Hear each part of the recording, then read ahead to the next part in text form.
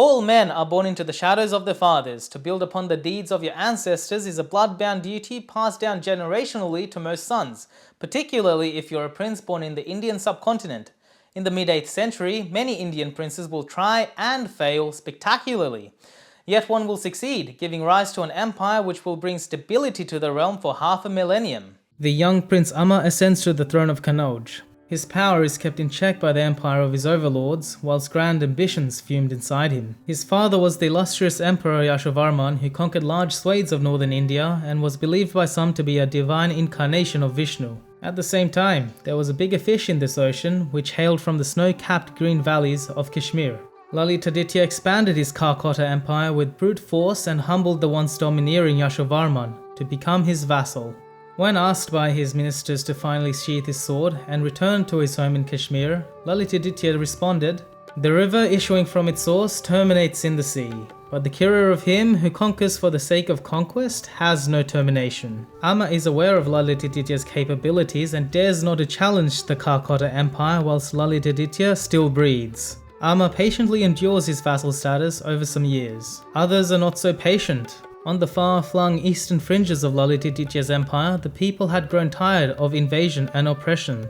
Their recently elected king, Gopala, has established an independent Bengali kingdom. Gopala expands his borders to include more of the lands inhabited by the Bengali people and fortifies his position to withstand foreign incursions. Lalitaditya, sensing his end is close by, prepares his ministers to choose a successor from amongst his sons. His grandson is too young to rule at this time, despite having more potential. Lalitaditya instructs his ministers regardless. "To my youngest grandson, the boy Jayapida, you should always say, 'Be like your grandfather.'" Lalitaditya leaves his kingdom and is announced to be dead soon after. Lalitaditya's sons fail to live up to their father's name. They do not fare well in the art of building or maintaining an empire, and instead become embroiled in internal conflicts. Amma takes Lalitaditya's death as a sign to make his mark on history and uphold his father's imperial legacy. He declares war on the Kakota Empire and makes a claim for sovereignty. Amma's armies move to take the province of Madra, close to the Kakota Empire's heartland of Kashmir. Amma pushes the Kakota Empire into an edge, cutting it off from the rest of its domains. Amma's actions destabilize and fragment the Kakota Empire for its territories to be conquered in a piecemeal fashion by opportunistic players such as himself. In this era marked by danger and ambition, on the easternmost frontier of Amma's growing empire, Dharmapala succeeds his father Gopala to the throne of Bengal. The young Dharmapala, barely ready to govern his own realm, is welcomed to kingship by the drums of war. Amma seizes the opportunity to strike the Pala kingdom whilst it lacks an experienced king. Amma's armies defeat Dharmapala and take from him one of the most prized lands in all of Bengal, Gaur. Amma divides the power of Gaur into 6 administrative regions, each with its own king answerable to Amma. Before Amma's armies could wreak havoc on the rest of Bengal, Dharmapala sends a messenger before Amma. In order to avoid further bloodshed to both their armies, Dharmapala proposes to have an academic discussion between their representatives, where the losing party surrenders his kingdom to the victor. At this critical juncture, though Amma may proceed to crush Dharmapala's kingdom, a protracted conflict is not in his best interests, as his many enemies may rise against him. Amma agrees to facilitate the debate. The representatives of Dharmapala and Amma meet at the appointed time to partake in the debate. Amma's court poet, Vakpati, outranks his counterpart, Vardhana Kunjara. As is the agreement, Dharmapala offers his kingdom to Amma, who incorporates it into his dominions. Like his father before him, Amma carves an empire stretching across northern India. He dominates the region for some time. Yet, in a land where the tides of fortune are ever shifting, complacency invites destruction. Once an empire, the Kakota kingdom longs for the return of its glory days as Jayapida ascends to the Kashmiri throne. Jayapida remembers the words of his ministers, "Be like your grandfather," and so he tries. Following in his grandfather, Lalitaditya's footsteps, Jayapida calls out to his fellow countrymen to join his army and attempt a reconquest of the Indian subcontinent. 80,000 men hearken to Jayapida's call. Yet, as Jayapida exits the gates of Kashmir, an old man warns Jayapida saying, "For that which has been then accomplished cannot be repeated again." Lalitaditya had 125,000 warriors with him, whilst you only have 80,000. Confident in his own skill and determined to seek glory, Jayapida ignores the old man's words and continues his march forward. Despite his pessimism, the old man found within Jayapeta the spirit of his grandfather, Lalitaditya. Jayapeta and his army leave the comfort of their country into the menacing low-lying lands of India. There, news reaches the army that Jayapeta's brother-in-law, Jija, has opportunistically usurped the throne.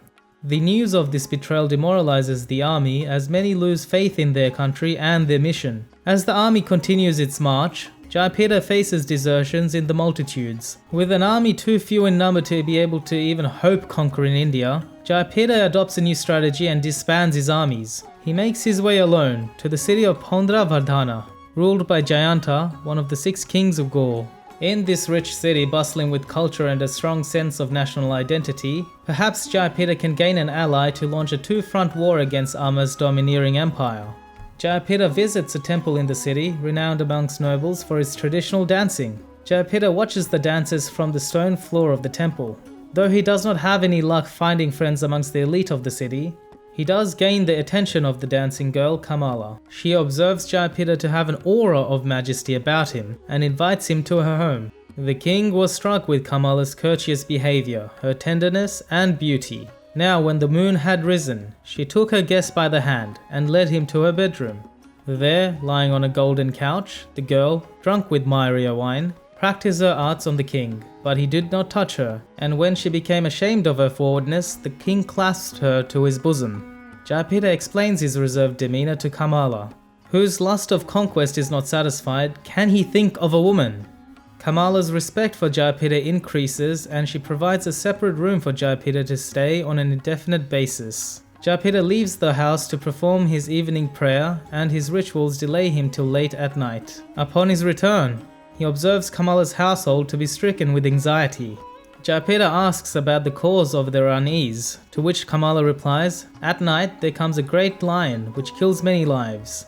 Day by day it destroys man, elephant, horse, and you being late we were apprehensive of your safety." Jayapeta smiles. The next morning, Jayapeta exits the city and awaits near a large banyan tree for the lion. After some time, the lion enters Jayapeta's view at a distance. Jayapeta shouts at the lion to draw his attention. In response, the lion yelled and approached, his mane shaking, his eyes burning, and his ears erected.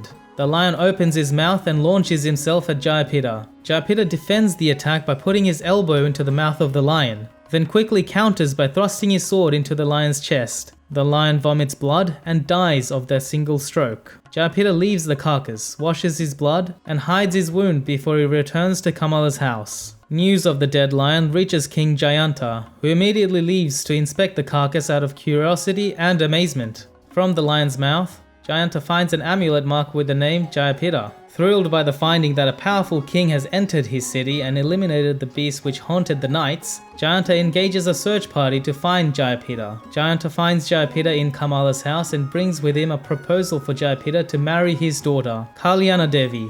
Jayapeta accepts the proposal and obtains in Jayanta a powerful ally. Jayapeta, through his incidental heroics in killing a lion to ensure the safety of civilians within the city, is gifted a position of power with which he may continue his dream for conquest. Jayapeta becomes a general in Jayanta's army. Through his military might and skill, he subdues the 5 other kings of Gaul. Jayapeta empowers the kingdom of his father-in-law, Jayanta, to reign supreme over all of Gaul. Amma hears of Jayanta's activities and the growing threat posed by Gaul. To reinstate the integrity of his empire, Amma leads his army into war. Unbeknownst to Amma, Jayapeta had called a contingent of his army from Kashmir to face Amma in battle. Outmaneuvered and outmatched, Amma is dealt a crushing defeat. The humiliation leads Amma to abdicate the throne of Kannauj in favor of his son, Dunduka. Amma retreats to Gwalior, where he rules not as an emperor, but as a minor king. With Jayapeta's work in Gaul concluded and Amma's empire fractured, he returns to Kashmir. The usurper of the Kakota throne, Jaja, had lived in fear of this day when Jayapeta returns to claim his birthright from him. Jaja leaves the city walls with an army to secure his position and prevent Jayapeta from retaking his title as king.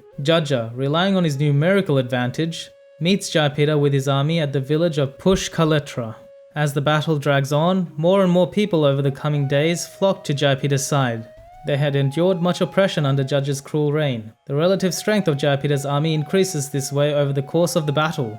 It is from amongst these fresh recruits that an ordinary villager finds Jajja within the thick of battle and exacts revenge on behalf of the kingdom with a rock flung from a slingshot. With the battle concluded in his favour, Jayapira again rules as the Kakora king and introduces reforms which benefit the people. In Kannauj, Dunduka maintains his rule through a heavy hand of cruelty. Instead of glorifying his ancestors through conquest like his father Amma, Dunduka indulges in deeds of debauchery. He actively distracts himself by seeking pleasure from sources other than his queen. Seeing his son Boja as a threat to his rule, Dunduka tries to kill Boja on several occasions, failing each time. The weakened state of Amma's empire is noticed by others, including Dharmapala. Dharmapala marches his armies forward to take his former territories of Gauda as well as moving into the province of Bihar. Through his conquests, Dharmapala avenges his previous humiliating defeat inflicted on him by Amma. As a more experienced king, Dharmapala realizes that to ensure the safety of his kingdom, he will need to subdue those around him and expand beyond the borders established by his father.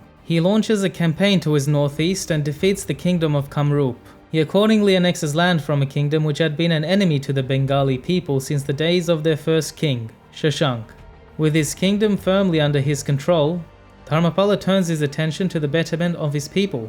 The economic growth experienced under Dharmapala's rule, combined with balanced taxation policies, allowed Dharmapala to spend generously on projects that ensure the preservation of his people's spirit and culture. Dharmapala commissions the construction of the architecturally grand Somapura Mahavihara, which stands to this day as one of the most significant heritage sites in Bangladesh. The old order is crumbling. Jayapira had reclaimed his throne in Kashmir to return later, whilst Amma's empire is irreparably damaged. But for Dharmapala, this is only the beginning. He is not just a king content with conquest, he is a ruler with a vision, but dreams of empire are never unchallenged. Beyond the horizon, in the vast expanse of the Indian subcontinent, powerful rivals are stirring in the west and south. All knew that there was room for only one empire to rise above the rest. Join me in part 2 as we witness the making of an empire.